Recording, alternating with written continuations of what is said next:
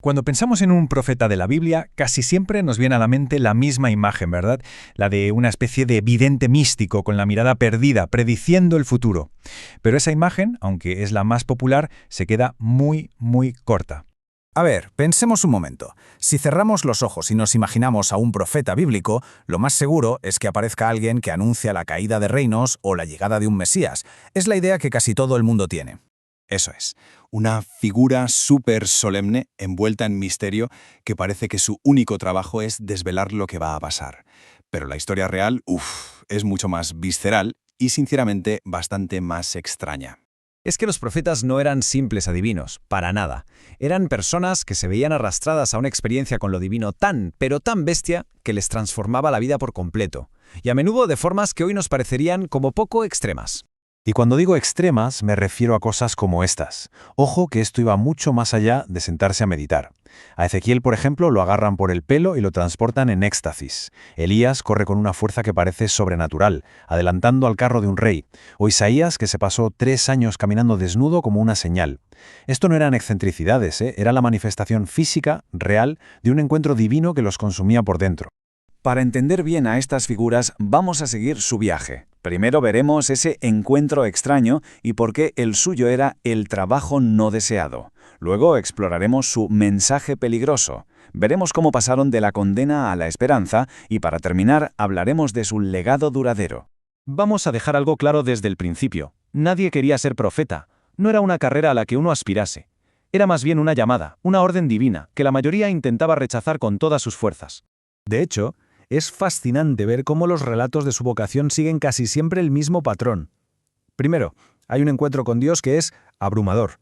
Luego llega la orden, ve y habla. Y casi sin excepción la persona se niega, se siente un inútil para la tarea. A esto, Dios responde prometiendo su apoyo, y finalmente les da una señal para confirmar la misión. O sea que no era algo al azar, había una estructura clara. El caso de Jeremías es el ejemplo perfecto de esto. Su excusa es: «Ah, Señor, pero si no sé hablar, si soy solo un chaval». Es el grito de alguien que se ve totalmente superado por lo que le piden. Y claro, no era el único. Isaías protestó diciendo que era un hombre de labios impuros, o sea que no se sentía digno de hablar en nombre de Dios. Pero la respuesta divina siempre era la misma. Daba igual la excusa. Las debilidades humanas no importaban. La misión no era negociable. La llamada de Dios estaba por encima de cualquier pero. Y bueno, ¿cuál era esa misión que tanto temían? Pues aquí viene la gran sorpresa. No era predecir el futuro. Era algo mucho más incómodo. Su trabajo era analizar y criticar de forma radical el presente.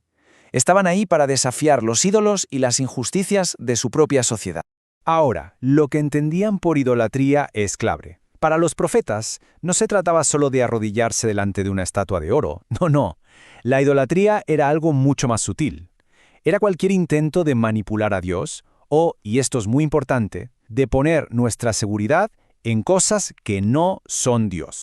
Ellos veían que este problema tenía, digamos, dos caras. Por un lado, la gente adoraba a rivales de Dios. Es decir, ponían toda su confianza y su seguridad en otras cosas. Y por otro lado, intentaban manipular a Dios, usando la religión como una especie de herramienta para justificar sus propios intereses. ¿Y quiénes eran esos rivales? Pues los profetas los tenían muy bien identificados. Primero, la confianza ciega en alianzas militares con las superpotencias de la época. Segundo, la avaricia, la idea de que acumular riqueza te da la máxima seguridad. Y tercero, y ojo con esto, el propio culto del templo, cuando se convertía en un montón de rituales vacíos, sin corazón. Y aquí está la conexión, el punto clave. Para los profetas, esa religión superficial y manipuladora llevaba a una consecuencia terrible. Hacía que la gente se olvidara por completo de lo que de verdad importa, de la justicia social. Esta cita del profeta Amós lo resume todo de una forma brutal. Es un rechazo total a esa religiosidad de fachada que se centra en fiestas y rituales mientras se ignora la opresión.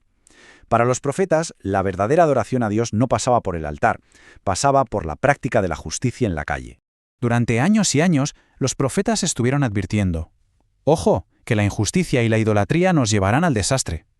Y al final, el desastre llegó. Pero curiosamente, después de la catástrofe, su mensaje dio un giro de 180 grados. El punto de inflexión fue el año 587 a.C., la destrucción de Jerusalén y el exilio a Babilonia, un trauma nacional. Antes de esa fecha el mensaje era de advertencia, de denuncia, pero después, cuando ya todo parecía perdido, la voz de los profetas se convirtió en una voz de consuelo y de esperanza. Justo ahí, en el pozo más hondo de la desesperación, cuando el pueblo estaba desterrado, sin casa y sin templo, los profetas cambiaron el tono. Ya no hablaban de castigo. Empezaron a hablar de restauración, de un nuevo comienzo que era posible incluso naciendo de las cenizas. Y de esa época nos llegan algunas de las imágenes más potentes de toda la Biblia. La visión de Ezequiel de un valle lleno de huesos secos que de repente vuelven a la vida, ¿qué es eso siendo un símbolo del renacimiento de la nación? O Isaías prometiendo un nuevo éxodo, un regreso a casa. O Jeremías hablando de una nueva alianza, con la ley escrita no en tablas de piedra, sino en un corazón nuevo. Entonces, después de todo este viaje, ¿con qué nos quedamos? ¿Cuál es el legado real de estos personajes tan intensos y la verdad tan a menudo mal interpretados? Pues volvemos al principio, pero para desmontar esa idea por completo. La función principal de los profetas no era adivinar el futuro, no eran una bola de cristal. Su verdadera tarea era mucho más terrenal y mucho más radical. El experto José Luis Sicre lo clava con esta frase. Dice que la gran contribución de los profetas fue desenmascarar las ideologías opresoras. Su genialidad estaba en ver y en atreverse a denunciar cómo las estructuras de poder, políticas, económicas e incluso las religiosas, se usaban para justificar la opresión de los más débiles. En el fondo, lo que hacían los profetas era ofrecerle a la gente unas gafas nuevas para mirar su propia realidad. Les enseñaban las grietas del sistema, las injusticias que se escondían a la plena vista, y les ponían delante una elección que no se podía evitar. O construís una sociedad basada en la justicia, o todo esto se va a la ruina. Y esa, precisamente, es la pregunta que su legado nos obliga a hacernos hoy. Si un profeta como ellos apareciera en nuestro mundo, ¿qué falsas seguridades denunciaría? ¿A qué ídolos modernos, en los que ponemos toda nuestra confianza, señalaría con el dedo? ¿Y qué ideologías que hoy justifican la desigualdad se atrevería a desenmascarar?